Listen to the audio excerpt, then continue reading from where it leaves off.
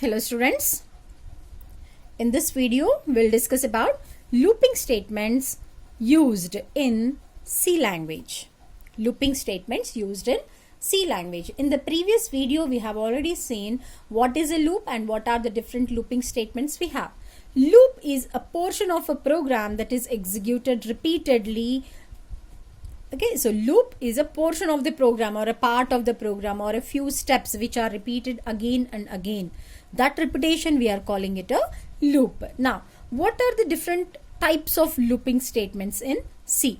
We have the for loop, while loop and the do while loop. As I told you already that the for loop is the most common loop used in any programming language. Moving on, first we'll discuss what is a for loop. A for loop is the most commonly used looping statement in most of the programming languages. We have already discussed this. It is used to repeat the execution of the statements for a fixed number of time. So this you'll understand when we take an example. Now, what is the syntax for this for loop? Okay. Now, so what is the syntax is for the keyword for. Initialization, you'll give the initial value, a condition, test condition, followed by either increment or decrement. Depending on our requirement, we may either use increment or I may even use decrement of. Okay, right. Then the body of the loop. While repeating, while doing all this, what it has to do. That is the body of the loop, right? So syntax. Now, coming to the next example. In this case, what is this program going to do is, it is going to display numbers from 1 to 10. And this displaying of 1 to 10 I have put into a loop. Observe here. We'll come one by one. Right. Void main. After that, int I. I is a variable I have taken. Int I. What is in syntax we have seen for initialization, condition, increment or decrement followed by the body of the loop. Initialization, what is the initial value of I? I value is 1, isn't it? So initially I value is 1. Okay, then what is the test condition here? Is it less than or equal to 10? Yes, it is, because the value of I is 1. Is 1 less than or equal to 10? Yes, the condition is correct here, because 1 is less than or equal to 10. It is not equal to, but it is less than. So yes, the condition is correct. Because the condition is correct here, it will be entered into the loop. It will be entered into the loop. Now, what will be the output? We'll see. Printf \n. So what happens? It comes to the next line. Okay. After that, printf %d I. What is the value of I here? I value is 1. I value is 1. So it will display 1 and keep quiet. Then again it will take an increment. It takes an increment. This time what is the value of I? Initially it was 1. Now it becomes 2. Then again it checks the condition. Is 2 less than or equal to 10? Yes, it is. So what happens here? Again, because the condition is correct, it will enter into the loop. Now here \n. So comes to the next line. It comes to the next line. After that, it will display %d I. What is the value of I here? 2. Okay, this time it is 2. Right, done. Again it takes an increment. This time the value of I is 3. Okay, is 3 less than or equal to 10? Yes, it is. So what happens again? Because the condition is correct, it enters into the loop. Again, it comes to the next line because \n is there, and it will display %d I. I value is 3. In this way, it will display up to what? Up to less than or equal to 10, means up to less or equal to 10. Till 10 it has displayed. After that, again it takes an increment. Now I value is 10. Again it takes an increment. So this time what happens to I? I becomes 11. Again it checks. Is 11 less than or equal to 10? No. The condition is not correct. The condition is not correct. So what happens? It will not enter into this loop. The control will not enter into the loop and directly it will come out of the loop. What is there? Get ch, hit any key and it is done. Okay, so that is how for loop will be executed. Here if you observe, this part is repeated again and again. Till when? Till a condition is satisfied. This is the concept of a for loop. Okay, the same thing can be done with a while loop or a do while loop. That is, the same task, the same output or the same task can be executed using a while loop or a do while loop. We'll see one by one. Right, coming to a while loop. Right, here while loop, it has if an action has to be performed repeatedly to different values of a variable. So when a variable have different values, suppose I don't want to execute if the value is 100. If I value is greater than 100 or equal to 100, I don't want to execute that one. I wanted to stop it there. So in such type of situation, so if an action has to be performed repeatedly, again the same thing, nothing but a loop for different values of a variable. In such case, mostly while loop will be used, but mostly in maximum of the programming languages, for loop only will be preferred. Right. Right. So condition, the syntax goes something like this: while condition, whatever condition you want, you will give here. Then body of the loop. This is how the syntax is there. Right. Now coming to next, a while loop is also called entry control loop. In examinations, most of the time they may be asking, write about entry controlled and exit control loops. Write about entry controlled and exit control loops. Don't get confused. Entry controlled is a while loop.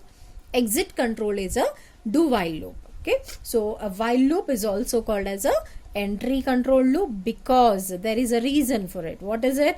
The condition, whatever is there, the condition will be checked when you are trying to enter into the loop. That means the condition is checked before only. The condition is checked before only, then only the body will be executed. See, because the condition is checked while entering into the loop. If the condition is correct in the beginning, then only the loop will be executed, otherwise no. If the condition is not true in the beginning, the body of the loop will not be executed at all. Means if it is wrong in the beginning itself, then it does not enter into the loop at least once, means there won't be any output for this purpose. Okay, we'll see an example and discuss. Now again, whatever we have executed in the for loop, the same task will be executed here. The only thing is that in place of for loop, I am using a while loop. Okay. Now, what is the initial value of I? Initial value of I is 1. Okay. Now, what is the condition I am checking here? While I less than or equal to 10. While I less than or equal to 10. What is the initial value of I? 1. Is 1 less than or equal to 10? Yes, it is true. Isn't it? Because I value is 1. 1 is less than or equal to 10. Yes, it is true. Because the condition is true here, the control will be entered into the loop. Okay, I hope this point is clear. Because the condition is correct here, the control will be entered into the loop. For example, if the initial value of I was 11,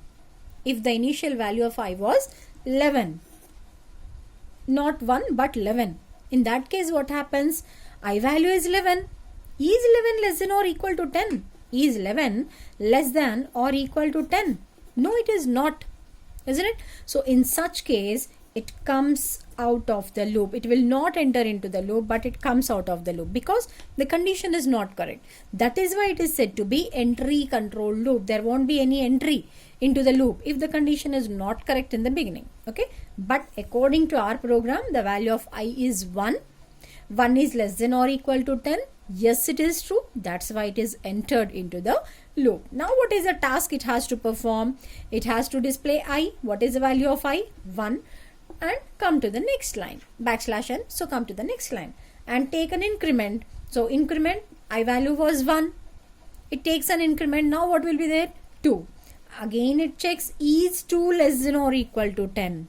is 2 less than or equal to 10? Yes, it is true. So again it enters into the loop, displays I value is 2, comes to the next line, take an increment. 2 becomes 3 this time. Again it goes back. It will check, is 3 less than or equal to 10? Is 3 less? Yes, it is. So again it enters into the loop. It displays 3 and so on up to 10. It displays up to 10. Once it reaches 10, again it goes up. Again it takes an increment. This time it will be 11. It goes up. Is 11 less than or equal to 10? Is it correct? No. So because it is not correct, what happens? It does not have any entry into the loop and it comes out and stops execution. This is how a while loop will be executed. Okay, and remember, a while loop is also called a entry controlled loop. Coming to the next one is the do while loop, or also called as exit controlled loop. Do while loop or exit controlled loop. Okay, now this statement is similar to a while loop, except that there is one difference, that is, in a while loop the condition is checked before only. If the condition is correct, then it will be entered into the loop, otherwise it will not enter into the loop at least once, isn't it? If the condition is not correct in the beginning. But in a do while loop, the condition is checked after the action of the body. Action or the body of the loop is executed, means the loop will be executed once, the body of the loop will be executed once. When it has come out of the body of the loop, then it will check for the condition. So what is it doing here? It is checking for the condition after coming out of the body. It is not checking it before, but while leaving it is checking. That's why it is said to be exit control. While it is exiting the body, it is checking. That is why it is said to be exit controlled loop. The same is given here. The statement is also called exit controlled loop because the condition is checked while coming out of the loop.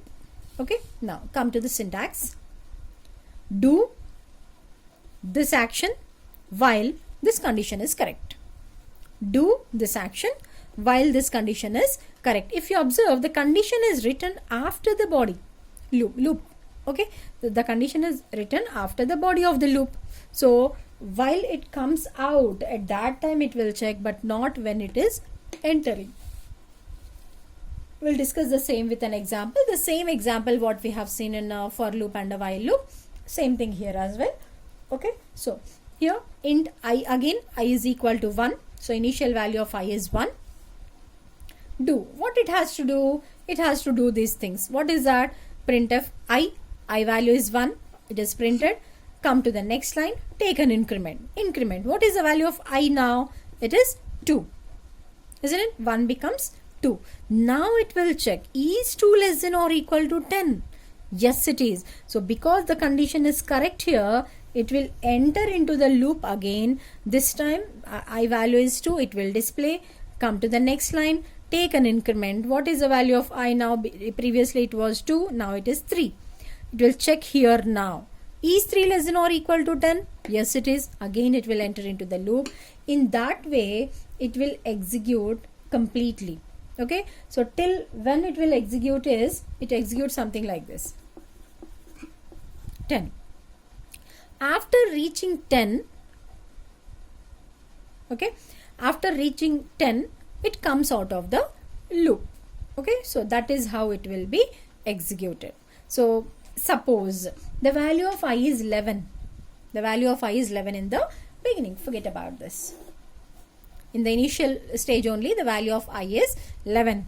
In that case, do what it has to do. Display I. I value is 11. Fine. Come to the next line. Okay. I plus plus. So the value of I was 11. Now it becomes 12. Right. Now it has come out of the loop. While I less than or equal to 10. I value. What is I value? It became 12. No? Isn't it? So 12 less than or equal to 10. Is it true? Not true. So in this case it comes out of the loop. Okay. But not in the beginning itself. Okay. So this is all about your looping statements Hope it is clear. Thank you.